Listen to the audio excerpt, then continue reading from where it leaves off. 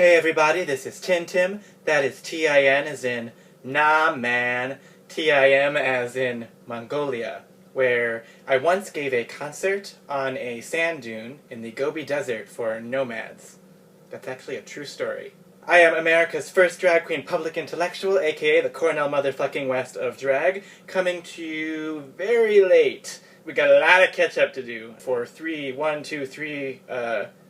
whole episodes of RuPaul's Drag Race Season 7.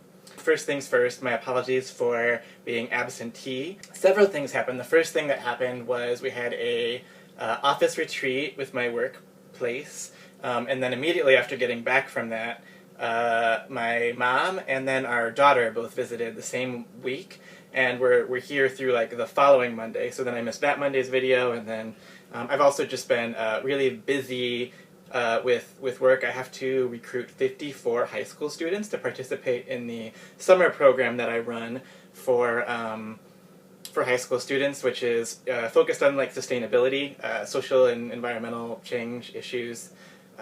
It's at the Oberlin College campus, so if you know any high school students looking for an enriching, life-changing experience this summer, application deadline is April 15th. That's www.foresightprep, FORESIGHTPREP.org. Happy Easter, by the way, because I'm filming on Easter. I don't know when this will go live, but Happy Easter. Jesus is a zombie. Run!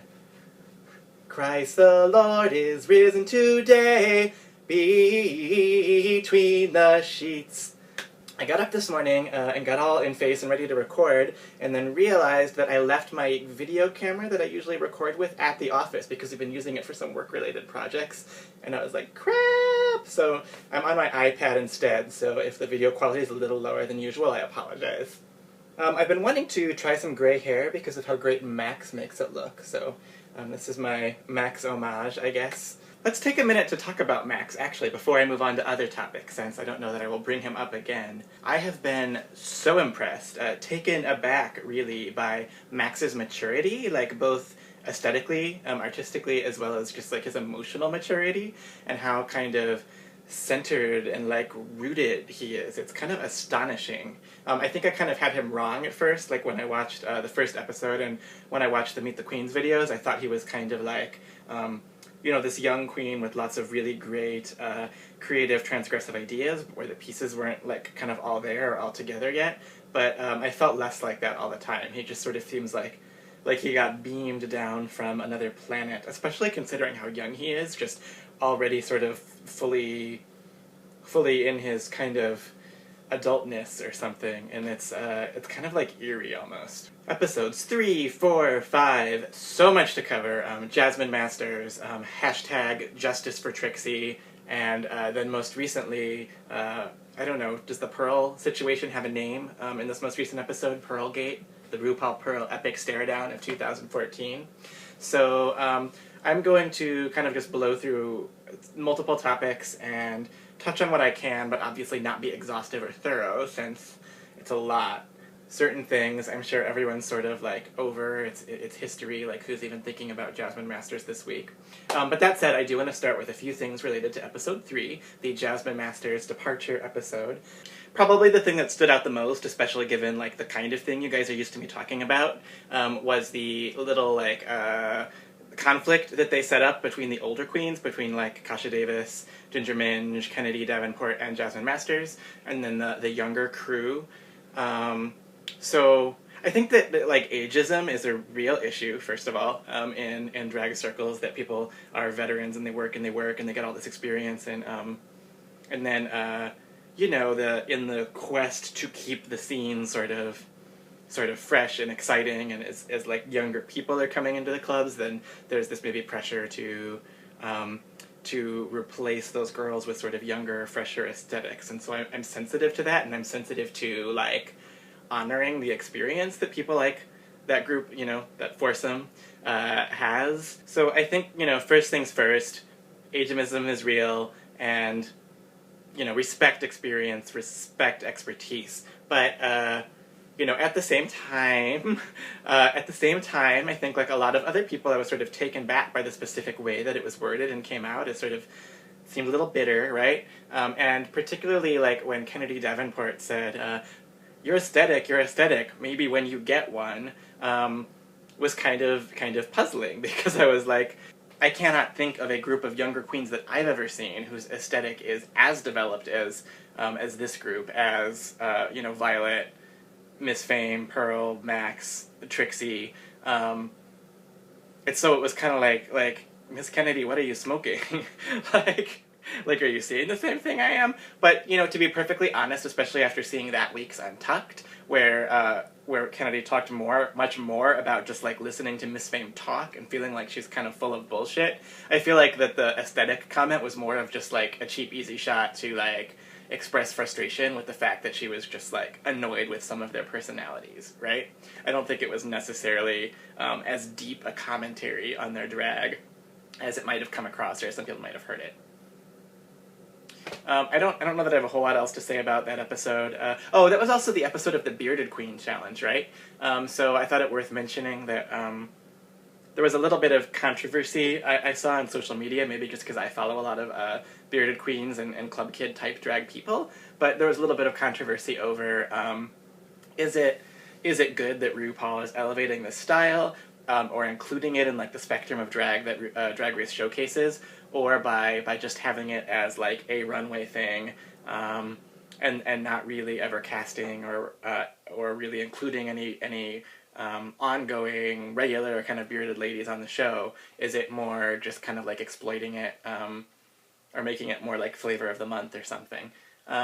So I'm sympathetic or empathetic to like bearded queens who were upset by it, and I think it's important to listen to them. At the same time, I did think it was kind of cool to see the show embrace that, to the extent that it can, I guess, in like its current format. And there were some really amazing looks on that Bearded Challenge runway. So, and the only other thing about that episode is, I can't believe how like mean and vicious people are being to Jasmine Masters over social media, kind of death threats and stuff. Now, death threats aren't like cool or good, and that kind of bullying isn't cool or good for anyone. But I guess I understand it a little bit more, understand what initially motivated it, when it was like people who have taken bad actions or like been actually mean or done bad things during their season, right? Like when people attacked Fifi O'Hara or Roxy Andrews, it was sort of coming from somewhere more. With Jasmine, it's like I don't get where the viciousness is coming from, and it seems like to have a lot of racism in it, really, and like classism, because she does have more of like a hood aspect to her. I guess what it is people have a very are very unforgiving when they feel like someone gave up or didn't want it badly enough or didn't put their all into it or something. So maybe that's part of it. People attacked her because she clearly decided that she was going to kind of like throw in the towel and had already packed and was ready to go. I don't know. I think that like maintaining dignity, however she sees that or feels that, is very important to Jasmine and to someone like Jasmine. And so I respect that. And I think it was unfortunate to see everyone attack her so strongly afterward. Lay off, right? Hey guys, I decided to move the move the camera to a space with a little bit different lighting situation because the light into the iPad behaves a little differently than what I'm used to with the camera. And I wasn't totally happy with how it was. So, try this for a minute. So, moving on to episode 4, hashtag Justice for Trixie. This was obviously a very upsetting elimination, a very upsetting episode in that way. Obviously, so many of us were greatly upset by this, as Trixie was a great favorite of ours, someone that we had hoped or expected was going to go much further, or at least not be out in episode 4. So, to be perfectly honest, I had been kind of emotionally preparing for this for several weeks, because I read a lot of the like threads on Reddit where the Nancy Drews, as they call themselves, try to like watch the clips in the previews and like figure out who's going to go home when. And because of some specific things they showed in the Untucked preview, it was very difficult to believe that there was any scenario in which she could be there past episode 4. Devastating, but I'd already sort of tried to steel myself, right? I think one of the reasons people were upset, in addition to just the general love for Trixie, was that it did seem very arbitrary. Like, this could have been she was not like definitively one of the worst people in the Challenger in the episode, right? And this could have been worked out in a way to send someone else home. So I think that was upsetting to people. I will say though that I was very happy that the episode did not make a fool of her in the way that a lot of elimination episodes do. To the point that I am almost suspicious. You know, usually I'm not one to get into like the deep conspiracy theories, and it's been a few seasons since they decided to bring any queens back later in the season.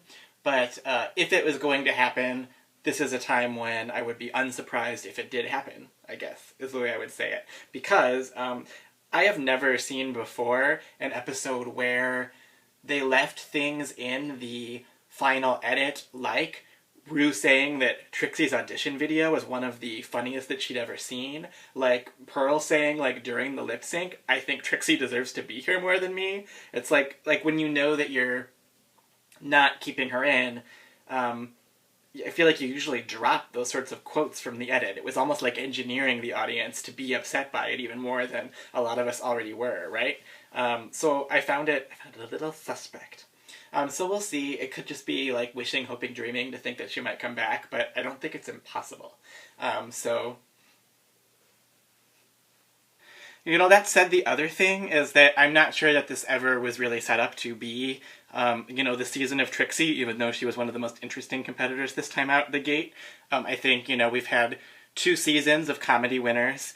We have had, before that, 2 seasons in 4 and 5 of sort of weird outsiders winning, and Trixie has a little bit of that quality to her as well. My sense is that this season is set up to either be the triumph of one of these sort of newfangled, kind of new style beauty queens like Pearl or Fame, or Violet, or it's set up to be the triumph of sort of classic, standard bar drag, but elevated, right? Like they've done a lot this season with the whole like kind of back to basics styling in the trailer and the whole kind of emphasis on, realness just got realer. I feel like they really have been, and like having this casting process that had like a lot of queens from smaller cities, I feel like there's been this emphasis on like, kind of back to elevating the basics of drag. And toward that end, I think that the other person who could very easily be a Final 3 contender is Ginger Minj. I think they could be setting it up with her to both be the triumph of the big girl, finally, a big girl winner, finally having a big girl winner, as well as sort of elevating regional drag, elevating sort of classic bar drag, but through a spokesperson who is as dynamic enough to be on the sort of Next Drag Superstar kind of stage, which it seems like Ginger Minj potentially is. She has that sort of like personality potential and can be that dynamic, I think. Moving on, lastly but not least, to episode 5. This was really Pearl's storyline, right? And it was a Pearl storyline that was building over the course of several episodes. This whole Pearl storyline's been like a funny one to watch for me just because I know her. I wouldn't say I know her super well, but I knew her well enough to have had, I think, a lot of the same reactions upon first meeting her as some of the queens who were on the show. So, like, during the one episode of Untucked early on, where they all kind of opened up to her about, when I first met you, I thought you were going to be kind of a bitch, just based on your look or how you look or your face or whatever. It was like, hearing them all say that, it was like they were taking words out of my mouth or conversations I have had, like, with people that I know, right? Including hearing Trixie say that, who has, like, worked with her in a lot of the same venues where I met her, and here in Chicago. So just, like, to see that televised is, like, so weird, right? I feel like there were 2 things about Pearl that I think I said in my, like, review of the Meet the Queens videos that still hold true for me. And one is that she is nicer than you think or what you expect upon meeting her. There is that, like, aloofness to her that I could never decide at first is, like, is this shyness or is she kind of, like, quietly judging everyone? But I think, like, she opened up this week and talked about some of the defense mechanisms she has and where some of those might come from, right? So there's that thing, the fact that she is, like, a very kind person, actually, I think. And then the other thing is, I've always felt like, and maybe I was wrong about this, but I've always felt like she had a self-awareness about the fact that her stage personality wasn't the most sort of, you know, let me push this out there, kind of out there personality, and that because of that she found techniques and sort of things to do with her performance to kind of compensate for that and keep it sort of interesting.